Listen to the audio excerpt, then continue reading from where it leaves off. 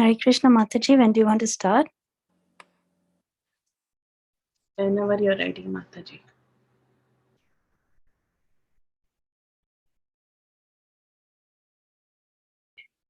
We can wait for 2-3 minutes before we start. Sure, Mataji.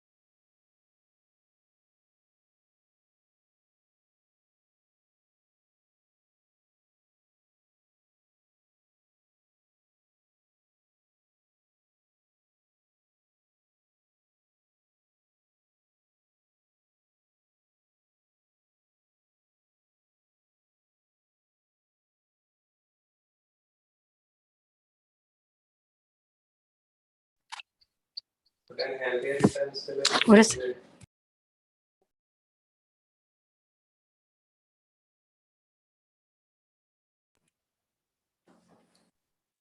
Shall we get started, Mataji? So what do you say? No.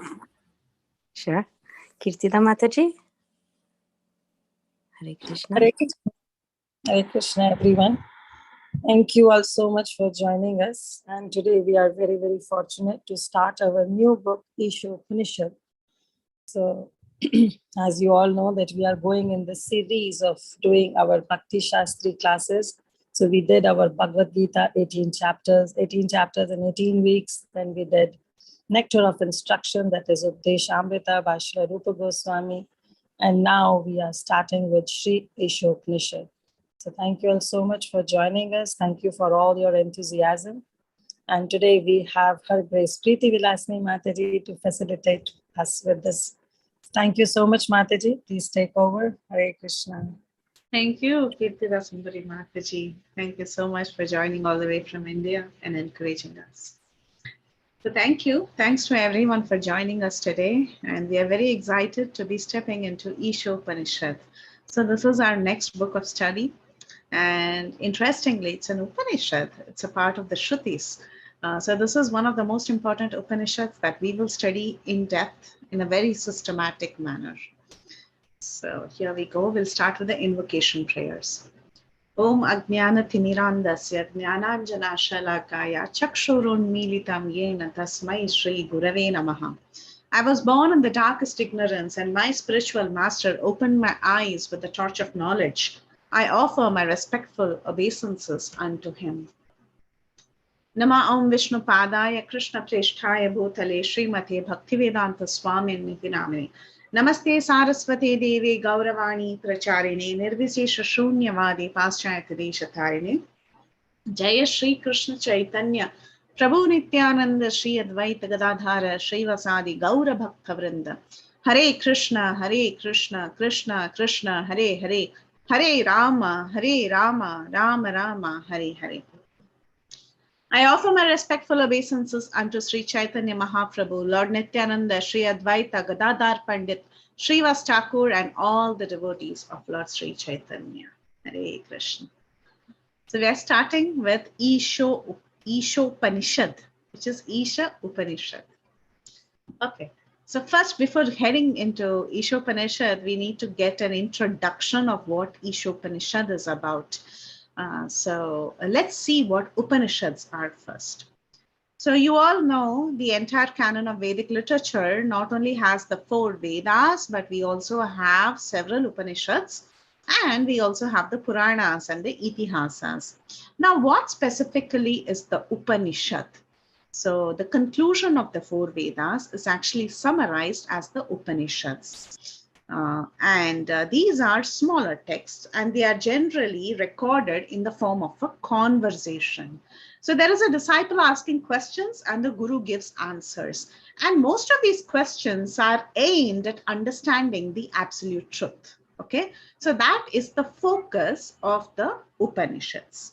So Upa means near, Nishadi means to bring close to. What are they trying to bring us close to? They are bringing us close to the absolute truth. Okay, so Upa Nishadi, Upanishad, bringing us close to the absolute truth is the purpose of the Upanishads. Now, just like how we have 4 Vedas, we have more than 108 Upanishads. Okay, 108 are considered as a common number to represent the number of Upanishads. But 11 of them are considered very, very prominent. In some sampradayas, they choose some 10. In some sampradayas, they choose about 11. So 11 Upanishads are considered to be very important and very prominent, and they very seriously discuss what? They seriously discuss about the absolute truth. Okay. So one such Upanishad is the Isopanisad. And the Isopanisad is present in the section of the Vajasayana Samhitopanishad. And the contents of the Isopanisad is that it defines the 5 truths. Okay, just like Bhagavad Gita. So the Bhagavad Gita, if someone asks a question, what is the content of the Bhagavad Gita? What does Bhagavad Gita discuss about? So if someone asks that question, immediately everyone knows that the Bhagavad Gita's contents are the 5 truths. What are the 5 truths? Ishvara, Jiva, Kala, Karma, and Prakriti. The same 5 truths are also discussed in the Isopanishad, and therefore the Isopanishad is considered to be one of the most prominent and important Upanishads for us. So there was a sage by the name Dadyan. Okay, he had many questions in his mind, and he was a well-learned scholar. He was disciplined. He had all good qualities, but he understood that just by reciting the mantras of the 4 Vedas, one cannot get anywhere.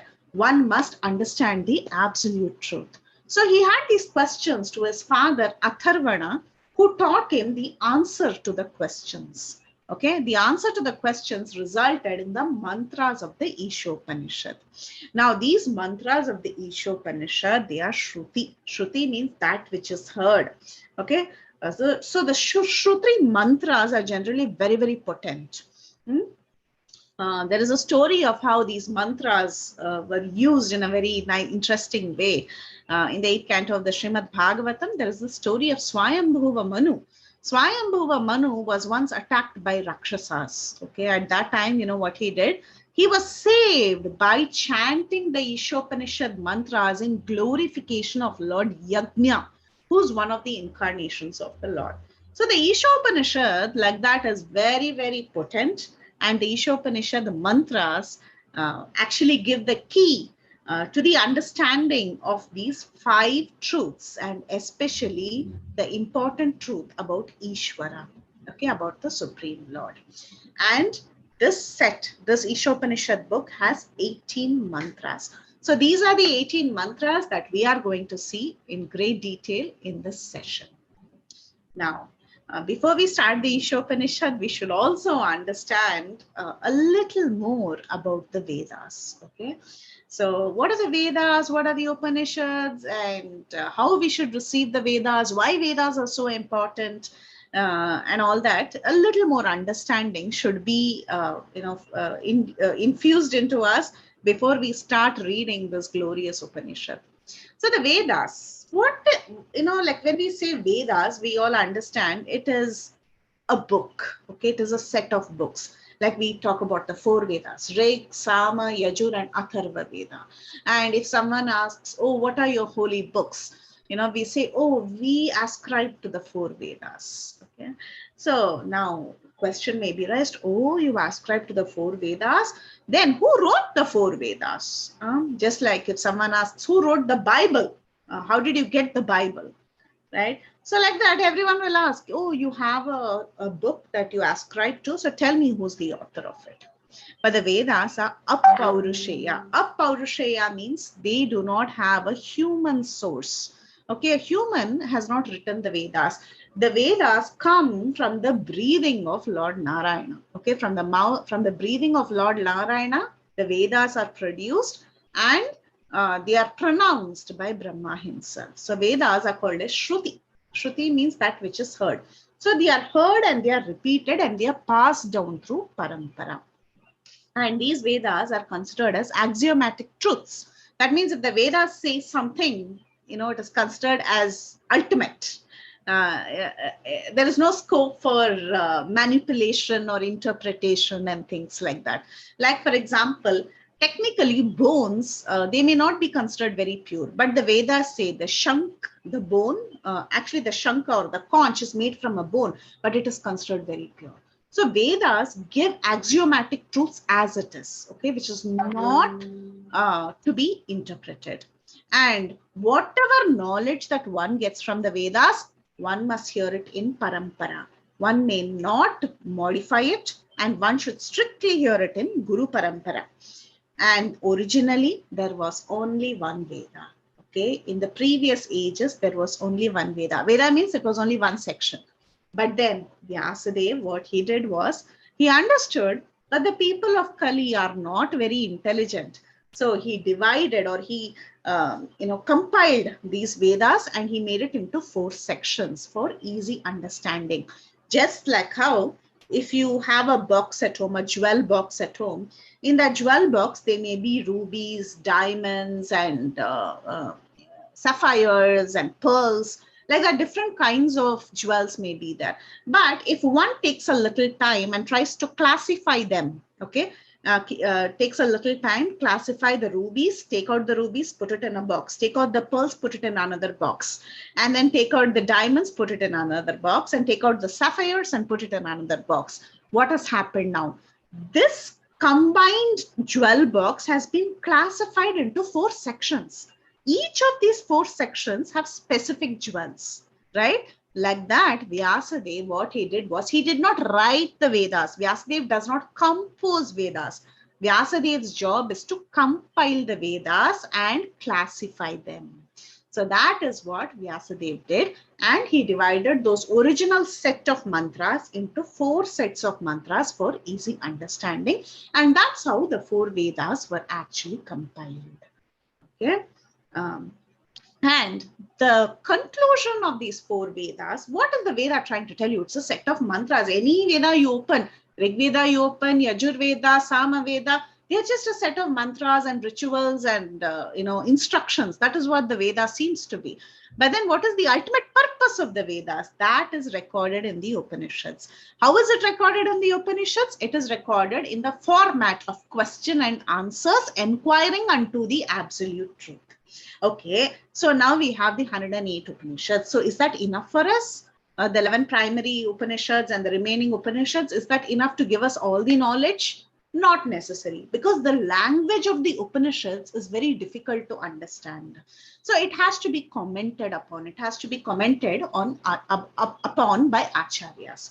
Now, Vyasadeva, what he did was, he just didn't leave the Upanishads as it is. He wrote what is called as the Vedanta Sutras. Now, what are Vedanta Sutras? After writing the Upanishads, he did another composition, and this is called as the Vedanta Sutras.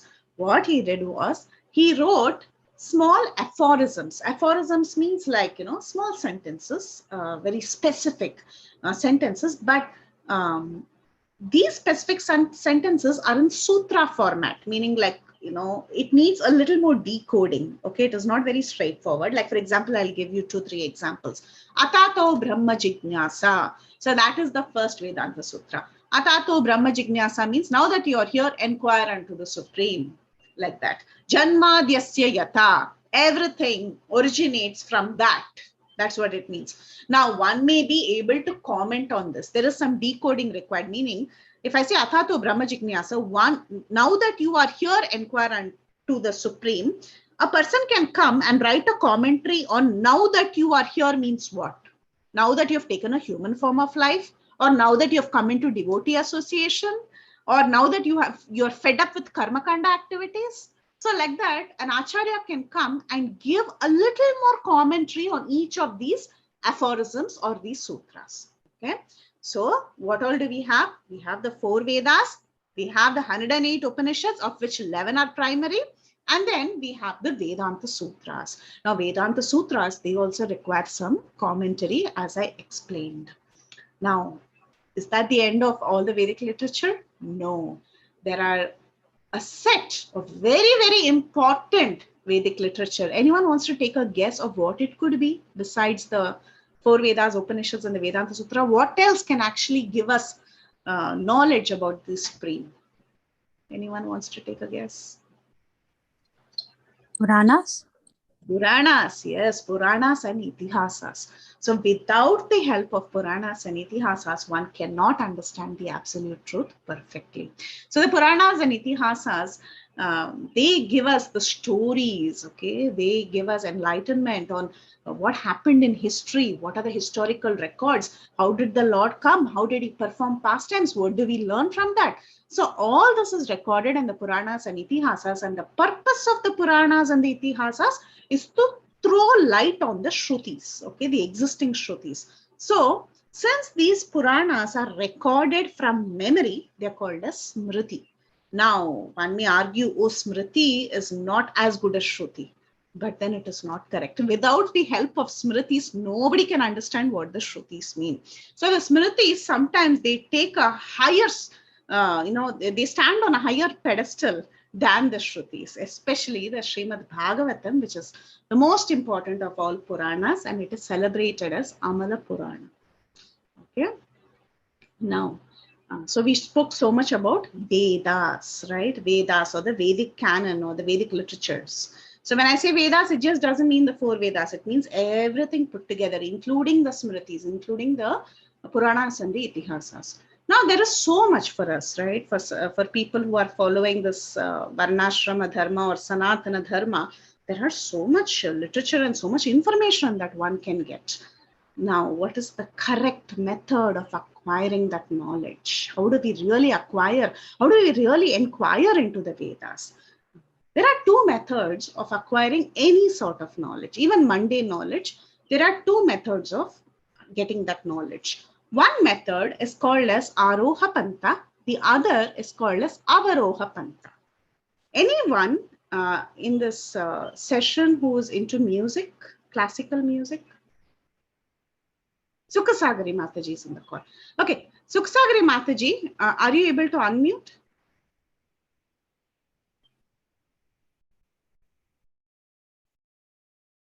Hare Krishna. Okay.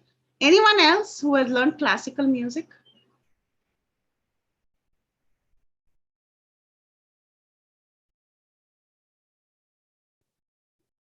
Is Mridanga is also classical, Mataji? Mridanga is also. So have you heard of these terms Aroha and Avaroha? Yes, Mataji. No, Mataji. Okay. So Prabhu has heard? Yeah. Okay. Yes, Tell me, Prabhu, okay, an example of Aroha and Avaroha.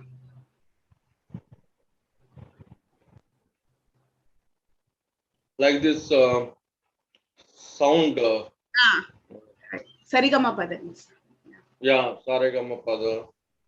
And also there are different grammars. I don't know much detail about that, Mataji. Yeah. So you have in the Sarigama Padanisa, which is Aroha, and then you have Sani Dapa Magarisa. So which is Aroha, which is Avaroha?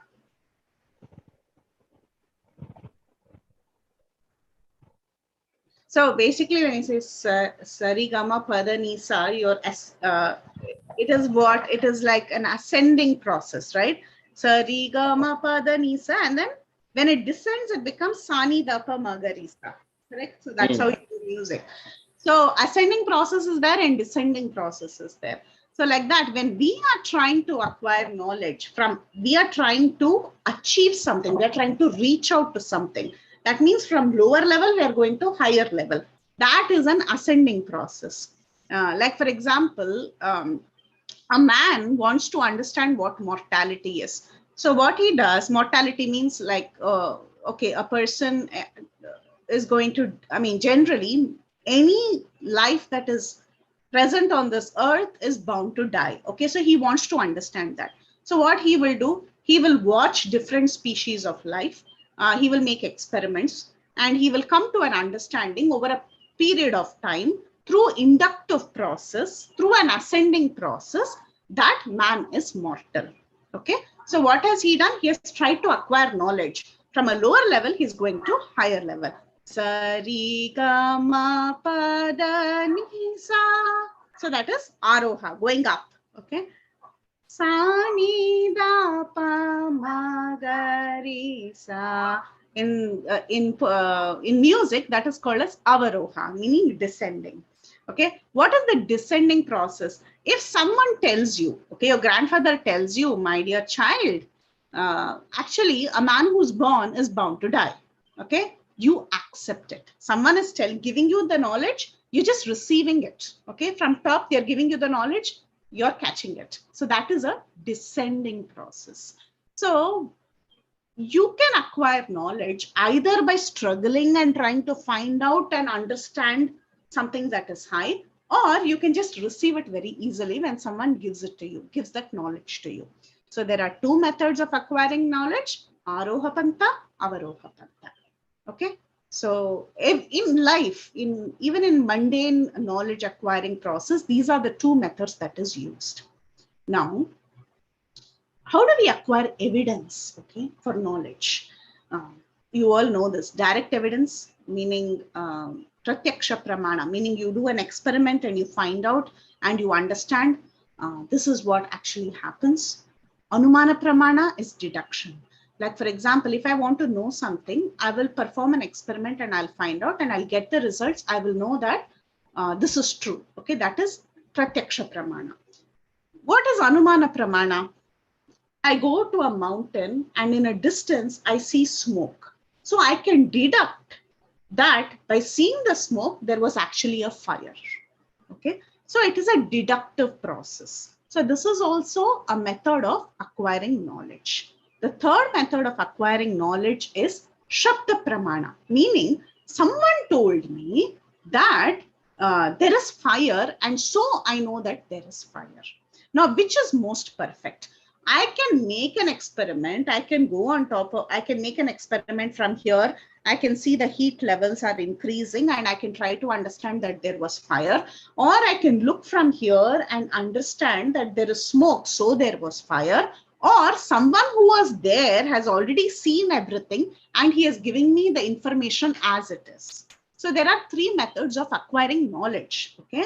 In these three methods, the Shabda Pramana is actually the easiest method and the most perfect method. Why? Because my experiments can fail at any point in time. Maybe my machine is not working properly, so I'm not able to get the perfect results. Maybe I am thinking there is fire, but the fire is already gone and only smoke is there. Okay, so my deduction process could also be wrong. But however, if someone has lived there, someone has seen everything there in and out, and he comes and tells me, that method of acquiring knowledge will be perfect. So this avaroha panta, uh, to accept that man is mortal, okay, descending process, and Shabda Pramana, accepting authority or hearing, are actually one and the same.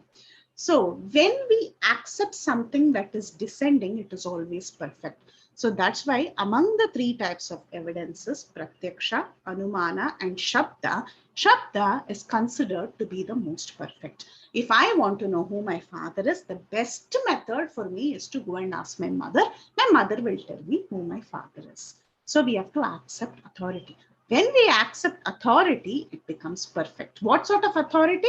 This authority should be such that it is not manipulated in any way. It should be perfect knowledge. So when the knowledge is descending, it is easier to accept and take it on. So just like, we have so many acharyas.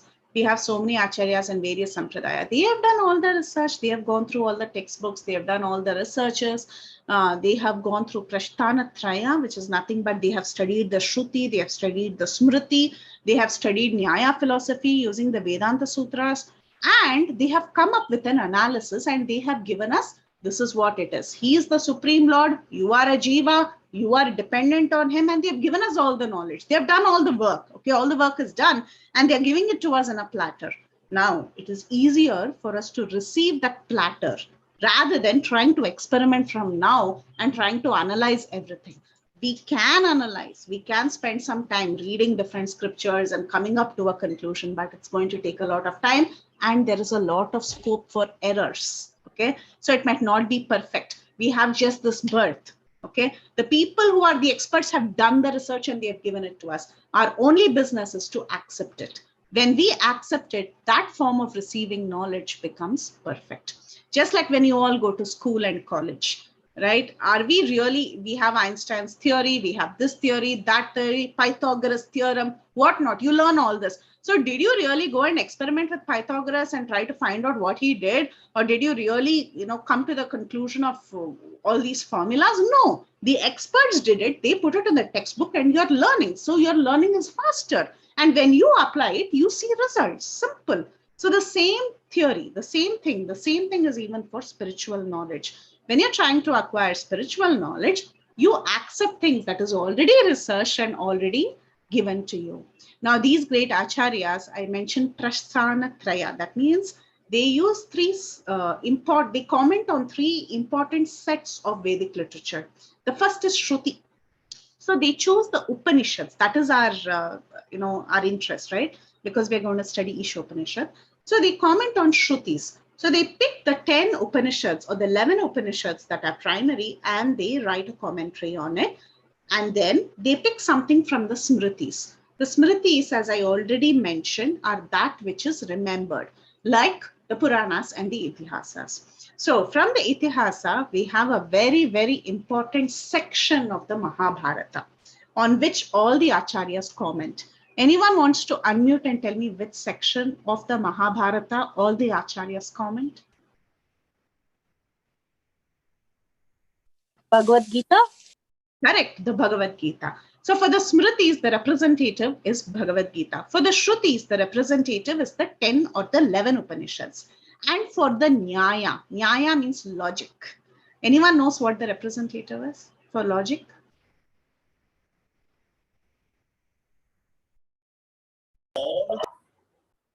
Vedanta Sutras, exactly. So these acharyas, they write commentaries on these and they come up with a system of philosophy. They establish real knowledge and they give it to us. Great acharyas like Ramanujacharya, Madhvacharya, Shankaracharya, and we have Baladev Vidyabhushan, all of them, they have written these commentaries and they have come up with systems of knowledge. And our business, is just to accept that platter. Okay, it is given in a plate, just accept it, and we can understand the ultimate goal of life. Who am I? Who is God? And how do I reach God? Okay, so we have seen in detail what the Vedic literature is about, and especially what the Upanishads are. Especially, we have also seen that in the Isopanishad, the 5 truths are discussed: Ishvara, Jiva, Kala, Karma, and Prakriti, similar to the Bhagavad Gita.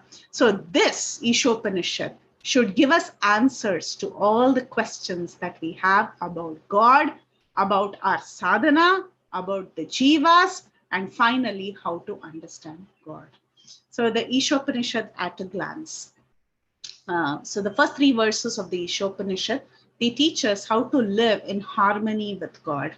The next few verses, verses 4 to 8, teach us how to acquire a spiritual vision to understand God.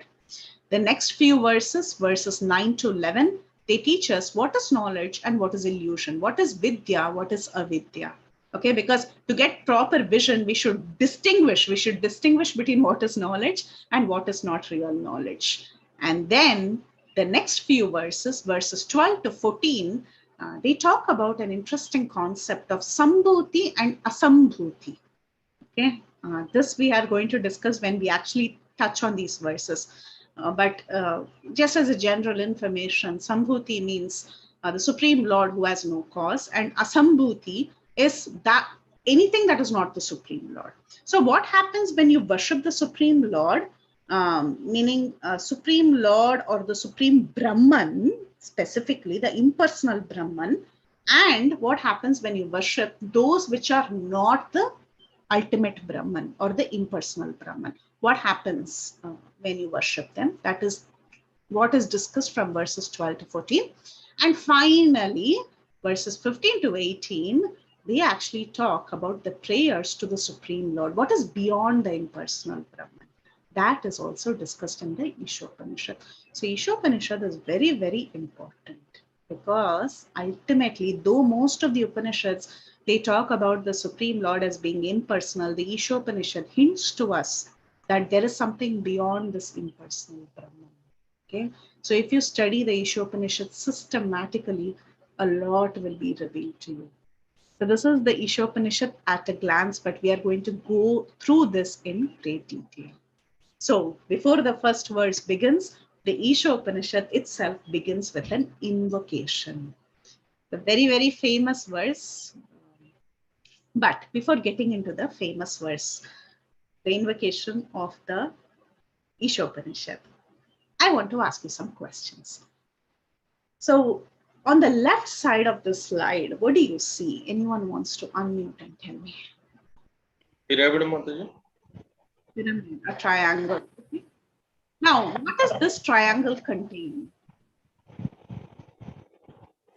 Lines, dot. Lines, dots. Anyone else? Space. More triangles. More triangles. Yes, it contains more triangles, line, dot, space, which also makes up more triangles. So if I see this picture, can anyone count how many triangles are there in this triangle? 12. 12. 12, 13. Okay. Any other answers? Actually, triangles are three only. Balance or rectangles only. Okay. There are many rectangles and there are also triangles. Okay. So you are given an approximate number, some 12 or 13. Now that is not the fact that we are going to deal with. There is something interesting here. Now, if I take out this little triangle that is here, okay, the one that is here, Mataji, I can't do annotations here, right? I can't do annotations, but everyone can see my mouse, correct? Yes, ma'am. Okay. Yes, ma'am. I'm just going to take away. Payment annotations, Preethi, in the paid version. Oh, okay. So No, now, if you click on the top, there will be annotated. is there? You know, on top of this. We don't have Mataji. We disabled it. We disabled it. Okay. So if I just take out this little triangle that is here and keep it aside, okay, I'm going to hash this. I'm going to make it into a different color, red color, and I'm going to keep it outside. So will this total triangle still exist or no? It exists, Mataji. It exists, correct. So this big triangle is going to exist. You know, if I just take out that individual parcel and keep it aside.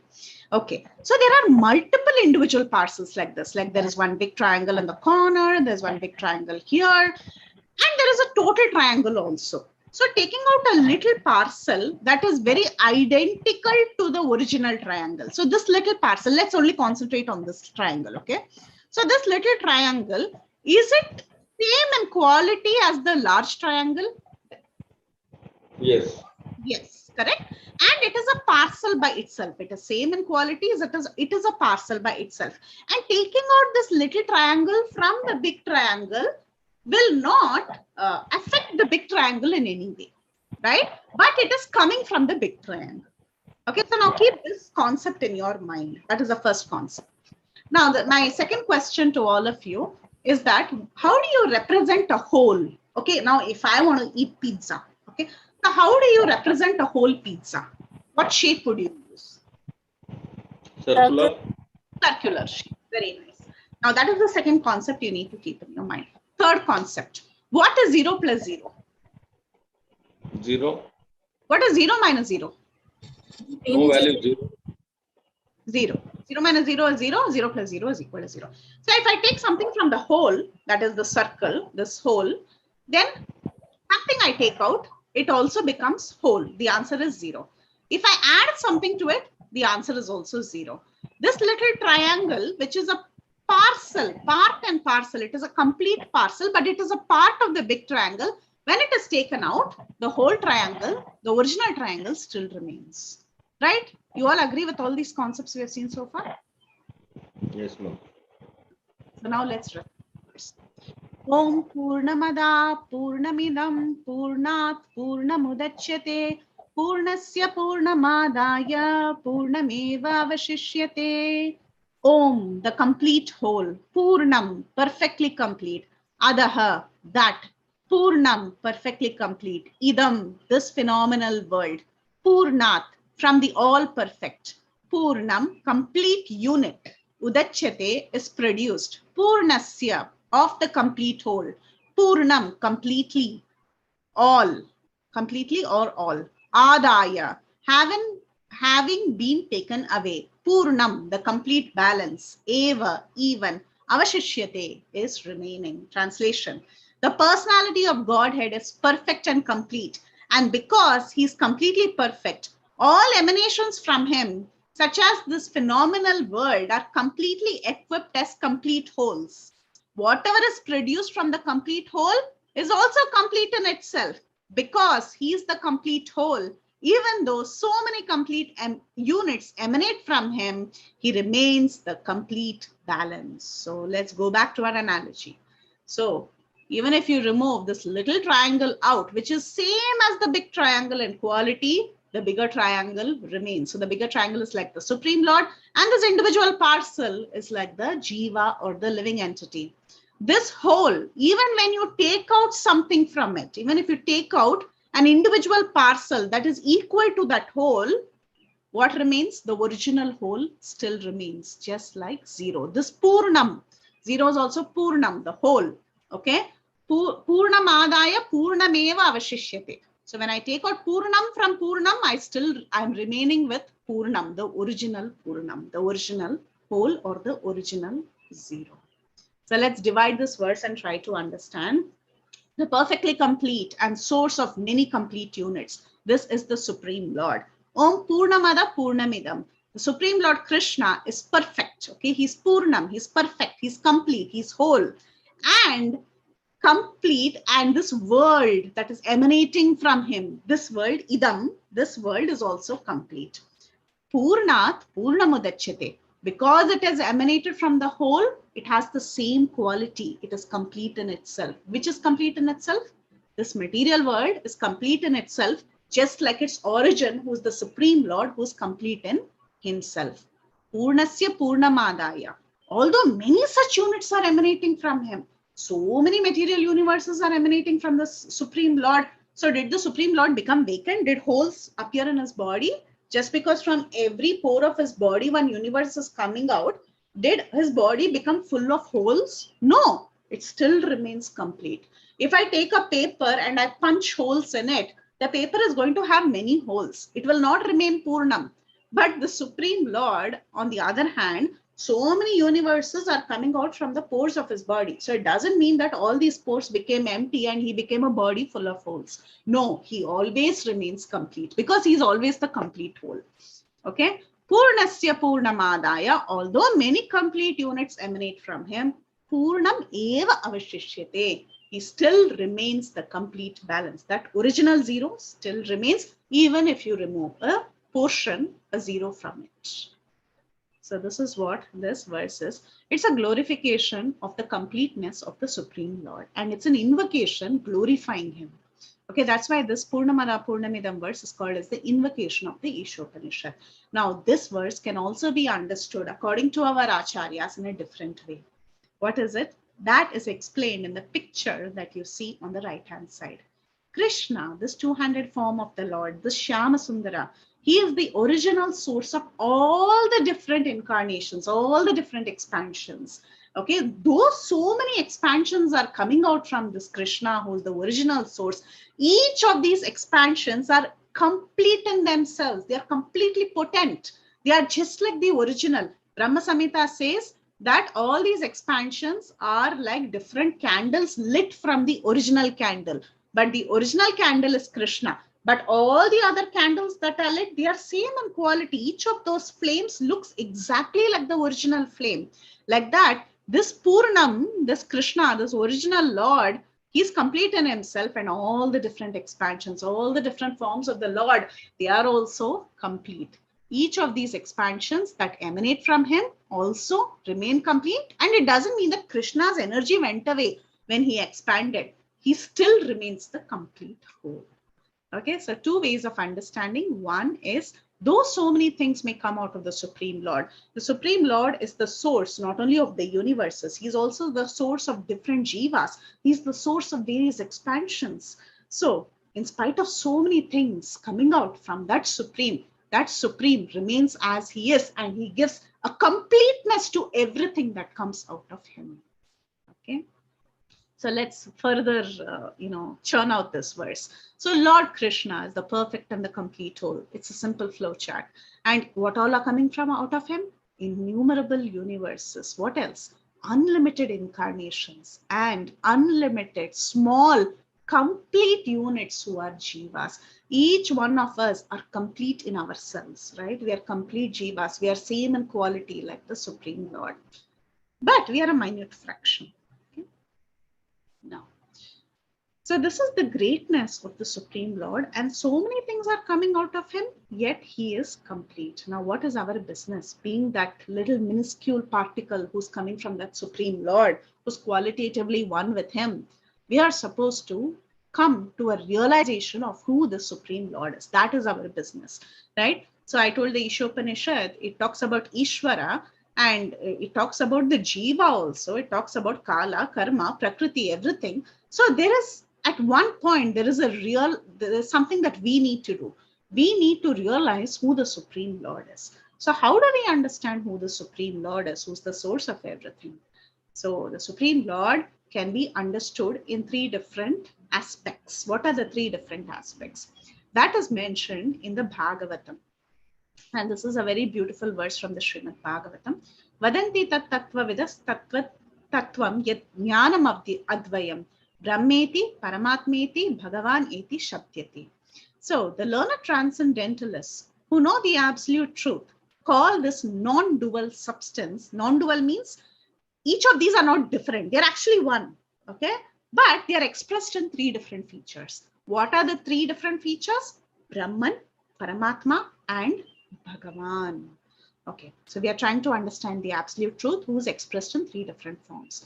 Now, when I am trying to realize that non-dual substance, which realization is the best? That is the object of discussion here. So let's look into each of these. When we talk about the Brahman, what is the Brahman, the impersonal Brahman? So again, the word Brahman has different meanings based on context, but here specifically, we are talking about the bodily effulgence of the Lord. Now, this bodily effulgence of the Lord, this especially shows the Sat feature or the eternal feature of the Supreme Lord. The Paramatma feature gives us the realization that the super soul is there in everyone's heart, right? Paramatma, he's the super soul. So this represents Sat and Chit aspects. Chit is cognizance because we become cognizant of the Paramatma. So Chit and Sat and Chit. The Bhagavan feature is the complete realization of his personality. It represents Sat, Chit and Ananda in that one personality. When you see the form of the Lord, there is complete bliss. Now one may argue, even in Brahman there is bliss. They call it Brahmananda. But then that Brahmananda is like the hoof print of a calf, the water contained in the hoof print of a calf. That happiness is not complete happiness. The complete bliss, it's not even happiness, it's actually, it's Ananda. Ananda means bliss, okay? So that bliss that is unexplainable is actually seen only when we interact with this form of the Lord, the Supreme Lord. So this realization of the Supreme Lord can also be seen in three features, but the most complete is the Bhagavan feature of the Supreme Lord.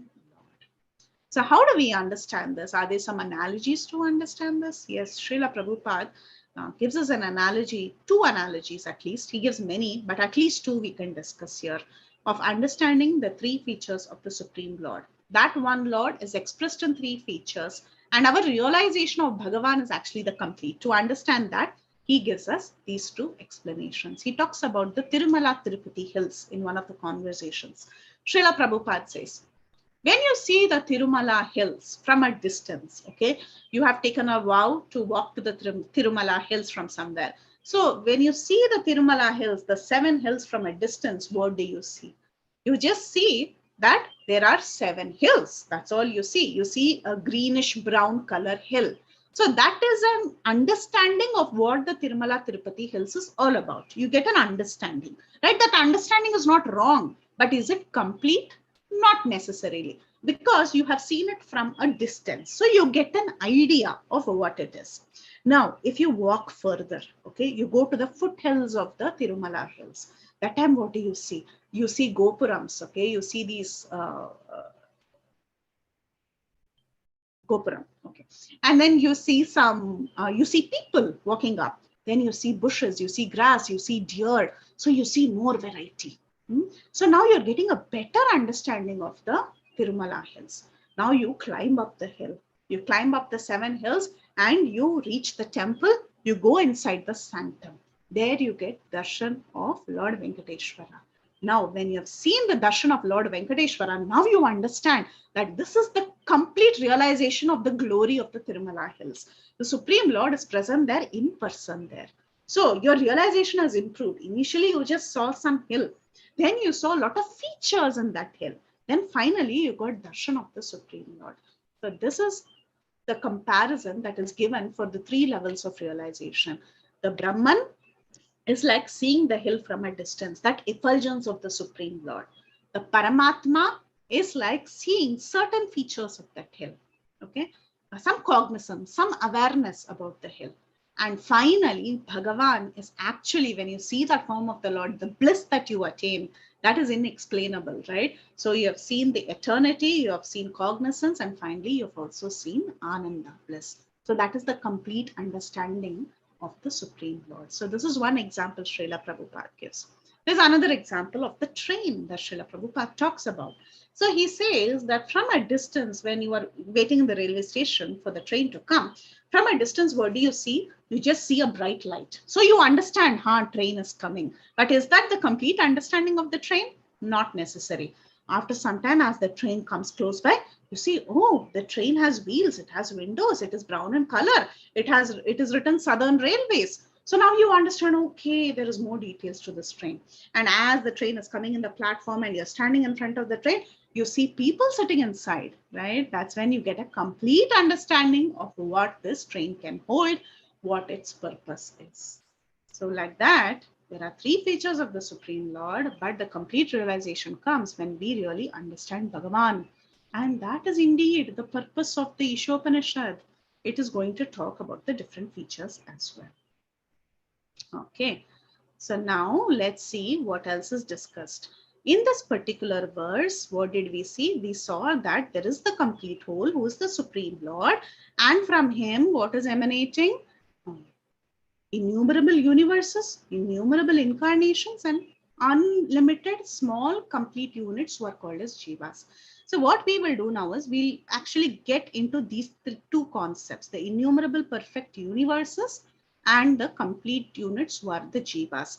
This we all understand because the Lord has several expansions and all these expansions are potent, you all agree. So there is nothing much to discuss about this, but these 2 points we'll have to discuss a little more in detail. So first, the universes that are coming out from the Supreme Lord. So Mahavishnu, he lies in the Karanodaka ocean, and from there, from his bodily force, several universes are coming out as he exhales. So each of these universes, there are billions and billions of universes that are coming. Now, each of these universes, they are considered as a complete self-sufficient whole. Okay, complete. They're complete in themselves. That's what the verse is telling. Purnamadaha, Purnam idam. What is that idam? The universe. So it is complete, we are telling.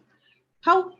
Because this universe has everything, all the ingredients that is necessary for its sustenance, for its production, sustenance, and destruction. The 24 elements of the universe, the 24 different elements that is there when the universe is formed is enough. It is sufficient to provide everything for the maintenance of this entire universe.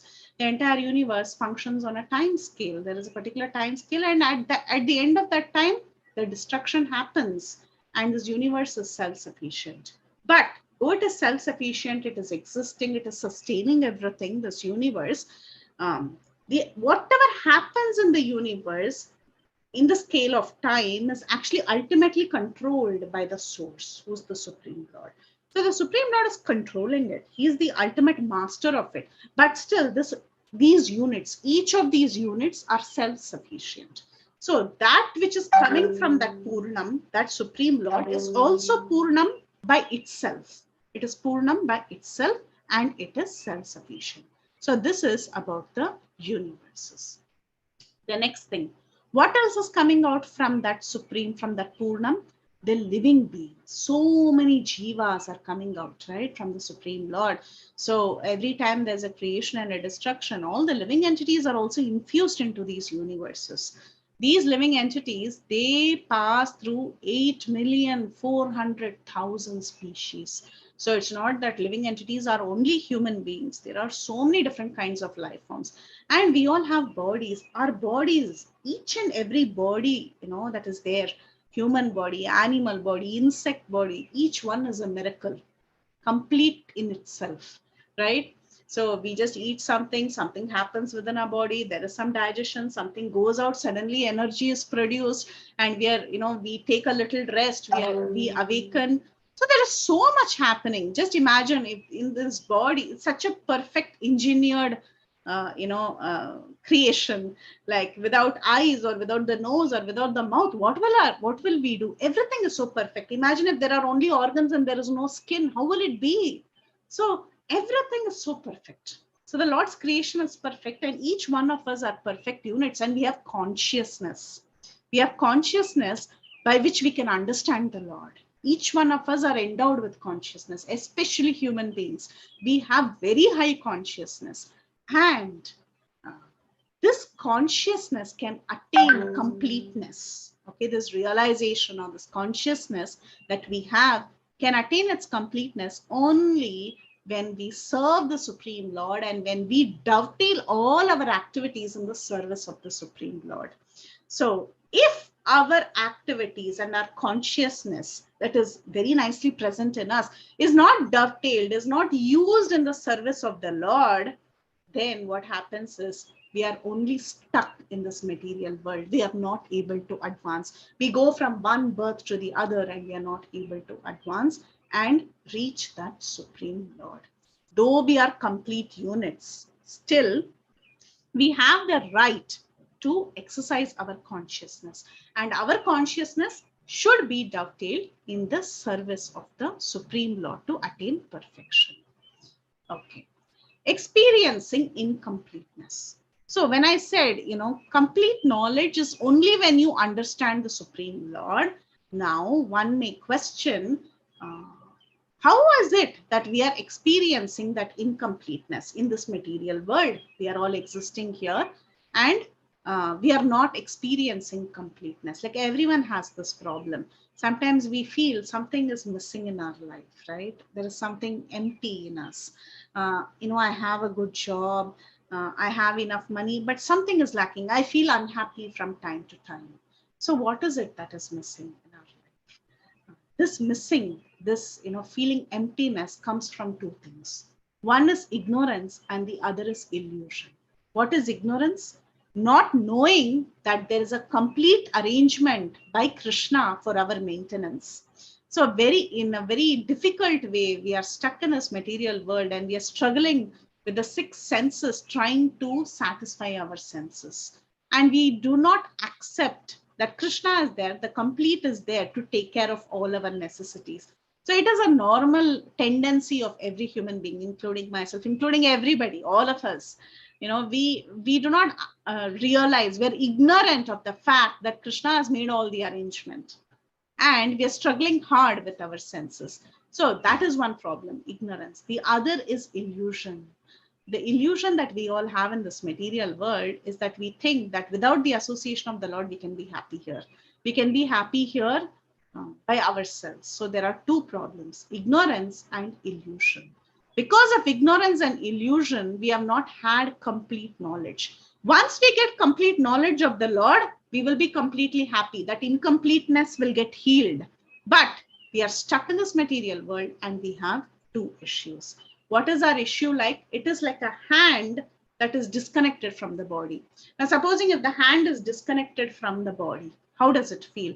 Does the hand have any value? If I cut off the hand, I throw it somewhere. Is that hand have anything to do? I mean, does it have any value at all? It is just a dead piece of hand. That's all. But when it is connected to the body, it can be used in various ways. The hand can be used to show expressions. It can be used to take food and eat. So it has all value when it is connected to the body. Similarly, we are all like bodily parts of the Lord. Each one of these jivas, we are all like bodily parts of the Lord. Until and unless we are connected to the main, okay, connected to the Lord, we actually have no value. We are not going to be happy at all. So we feel incomplete without Lord. So our business is to actually use our consciousness to connect to the Lord. How? By the process of dovetailing. So here you see the picture. If any of you have done carpentry in your high school or college days, there is something called as a dovetail joint. Okay, so that dovetail joint is such that in one piece of wood, you make an empty portion, like you see this piece. You have to cut out a portion and you have to file it nicely smooth. You have to make it nice and smooth. And in another piece of wood, you'll have to cut out the edges and make a tail kind of a thing that gets into this empty portion and fits perfectly. So it's called as a dovetail joint. When it fits perfectly, these two pieces of wood join together. Okay, so that is the process that we are being asked to perform towards the Supreme Lord. For what? For attaining that completeness. The completeness of human life can be realized only when one engages in the service of the complete Lord. Whatever we do, we should dovetail our activities to the complete whole. Whether it is social, political, communal, international, all these activities will remain incomplete if it is not dovetailed to the complete whole. And when everything is dovetailed to the complete whole, the attached parts and parcels also actually attain completeness. They become complete in themselves. So if you are feeling that incompleteness, our business is to do all the activities in the service of the Lord to attain completeness. So I'll summarize. I'm sorry I don't have a summary flow chart, but I'm going to summarize by going back. So Krishna is the complete whole. What we did today was we first saw a couple of examples. One is the triangle example and one is a mathematical example. To understand what Om Purnamada Purnamidam Purnat Purnamudachyate Purnasya Purnamadaya Purnameva Avashishyate means. Okay, then we saw the translation. We saw that this world, Om Purnamada Purnamidam, that means the Lord is the Supreme Lord is complete and He is perfect, and from Him comes the worlds. Okay, all these worlds are also complete in themselves. Why? Because they are emanated from the complete whole. So each of these portions are complete in themselves. And although many units are coming, He is not like that piece of paper where holes are formed. Rather, He always remains complete. He still remains the complete balance. Purnameva avashishyate. Then we spoke about the two things that are coming out from Him. One is the universes and the other is the jivas. And we discussed that in great detail. We also gave the example of how Krishna, this 200 form, is the Supreme Lord, and so many emanations are coming from Him, and all of these expansions, personal expansions of the Lord, are also complete in themselves. So we discussed how our business here in this material world is to actually realize the Supreme Lord. The Supreme Lord may be known in three features, okay? This non-dual substance is known in three different features, but this Bhagavan realization is actually the complete realization, and we saw two examples to understand that.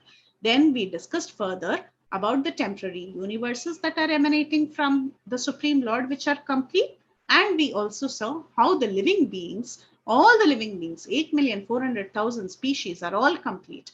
But sometimes we feel we experience the incompleteness. Why are we experiencing the incompleteness though we are so complete? That is because of two reasons. One is ignorance and the other is illusion. What is the ignorance? Ignorance is that we think we can take care of ourselves and the Lord is not, providing for us. That is the ignorance that we have.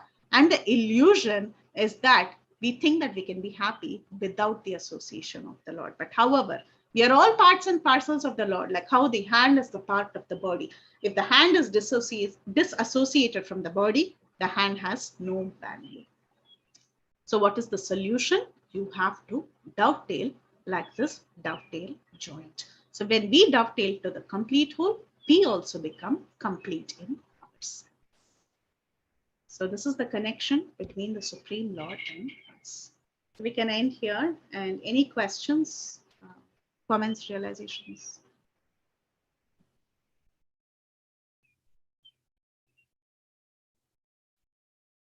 Hare Krishna, Preeti, Danvat Pranams. Such a beautiful class, and I really liked the first part where you introduced how, about the Vedas and the Pramanas. It was very nice to hear after a long time such detailed, explanation to all these, facts and topics. So grateful. And the slides were very beautiful, especially the dovetailing one. The GIF was very nice too. Thank you so much, Preeti. You made difficult concepts sound very easy. Thank you so much. Hare Krishna. Thank you so much.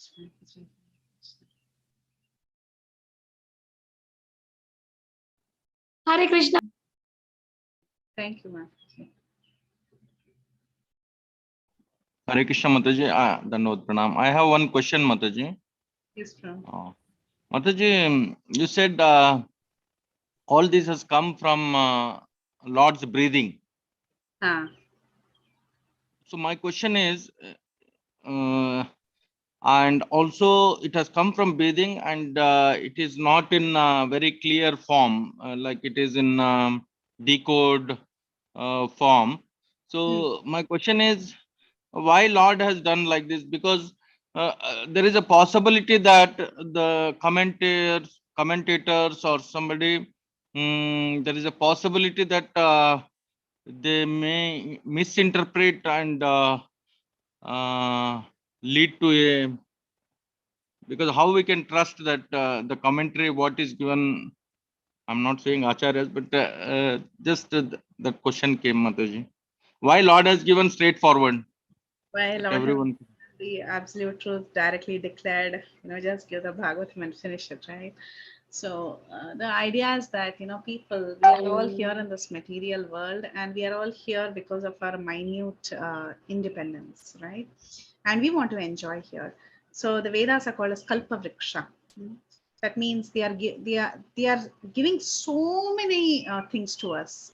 We have so many desires, and everything can be satisfied just by getting the Vedas in the way we want, and we can use it in various ways, and we can satisfy our desires. But very few people are actually interested in inquiring unto the absolute truth. Very, very few people. And that is when, they search and search, and they get to the cream of the Upanishads, and then they hear the commentaries on the Vedanta Sutras, and then they inquire, they read the Puranas, keeping them, as a reference. And finally, they understand who the Supreme Truth is. So all kinds of people are present in this universe. So it was important for the Lord to give opportunity for everyone, a fair chance to everyone. Everyone has to live here and satisfy their desires and whatever their needs are. So everything is present in these scriptures. So in an ambiguous way, yes, initially it was given in a breathing way, and then Brahma recited it, and then it was classified by Veda Vyasa. Everyone took some service to give it to the world. And even then, only one book was not given. So many options are given. But we are grateful to our Acharyas, like Srila Prabhupada, for giving the cream of all the Vedic literature, and just presenting the Bhagavad Gita and the Srimad Bhagavatam to us and telling us, just read this is enough. This alone is enough for self-realization, like the very second verse of the Srimad Bhagavatam. Dharma projita kaitava akta that verse, right? So this alone is self-sufficient for self-realization. Like that. So people, loko binna ruchihi. So everyone in this world has different tastes. Everyone has to be satisfied. There should be something for everyone, right? So that's why it's like this. So many choices are given, Mataji, but our what you say, mentality is to take advantage of that. So when choices are there, we don't choose the right one. Means sometimes we go for the lower version. We are going for the lower version, but driven by our desires. Our desires is to go for the lower, then we go. But see, if you call a person who's very who's not interested in Krishna consciousness, who just wants to nicely and speak nicely, you want to present to him something that is attractive to him, right? So the idea of all these scriptures is that initially he will go for Sanskrit. Initially, the tendency. But as he does it, he's connected in a way to the Supreme Lord. He's somehow connected. Somehow all these demigod, be it demigod worship or doing yajnas or whatever it is, there is some invocation to the Supreme Lord. So slowly that purification enters. It doesn't enter immediately because he's not ready. He's not a suitable patra to receive that purification. But slowly, little by little, that purification is injected into him. And after some time, he's ready, with a lot of injections inside. He becomes really ready to accept the glories of the absolute truth, and he starts inquiring unto the Supreme Lord. So it has to be done gradually for some people, whereas some people are ready. So there is nothing wrong. That's why Shastras, they talk about dharma, artha, kama, moksha. Everything is important. Some people are interested in dharma, some are interested in kama, artha. All these are important. But then what is ultimate? Not even moksha. Beyond moksha, there is something more like that. So it is to satisfy. That's how we all start. We have to start somewhere. That is the concept of the Vedas. That's what they propagate. Start somewhere. Thank you, Mataji. Very nicely explained. Yeah, thank you very much. Hare Krishna. Hare Krishna.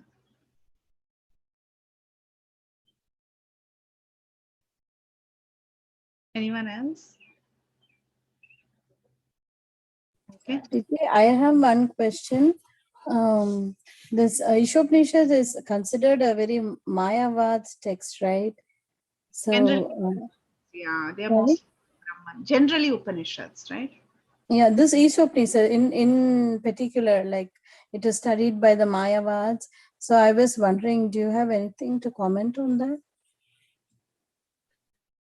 Yeah, most of the Upanishads are generally studied by the Mayavadis, but the Isopanishad is also common. See, all the 10 principal Upanishads are commented both by the impersonalists as well as the Vaishnava Acharyas. All of them have commented on the 10 Upanishads. So there is a lot of glorification of the impersonal Brahman, no doubts, but the Vaishnava Acharyas are able to point out that even the personal feature of the Lord is actually indirectly indicated. Like, for example, Hiranyamaya Patrena, is one verse in Isopanisad that Prabhupada also points out and tells that beyond, we are praying to the Lord to remove the effulgence that is covering his actual face, right? So that is seen through the Acharyas' eyes. So yes, you're right. Isopanishad is also impersonal to a great extent, but there are a little hidden things that are seen by the Acharyas, and that's how we end up studying these Upanishads in great detail. Did that help, Mataji? Yes, Preeti, thank you. Yeah, like you rightly said, our Acharyas have interpreted it and given it to us. Otherwise, it's easy to get into the Mayavad, kind of understanding. I think you're muted. You were saying something, Preeti. Yes. That's what I said. Yeah. Otherwise, it's easy to get entangled in this. Yeah. Thank you so much. Hare Krishna. Hare Krishna. Hare Krishna, Preethi Vilasini Mataji. Wonderful presentation, Mataji. Very, very well explained. I understood Both you and Vineet Mataji for helping with the incomplete slides. Thank you so much. No, thank you so much for spending so much time and giving, putting in so much of effort, Mataji. We know how busy you were, but still you have given us your time. Thank you. Hare Krishna. Are there any devotees who have any questions? Does anyone have any questions?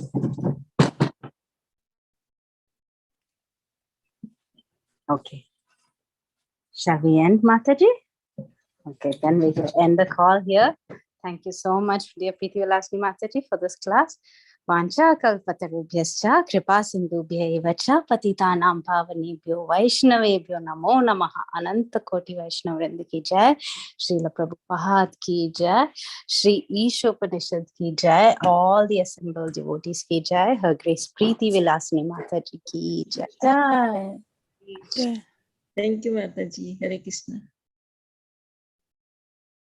I'll be ending the meeting. Hare Krishna.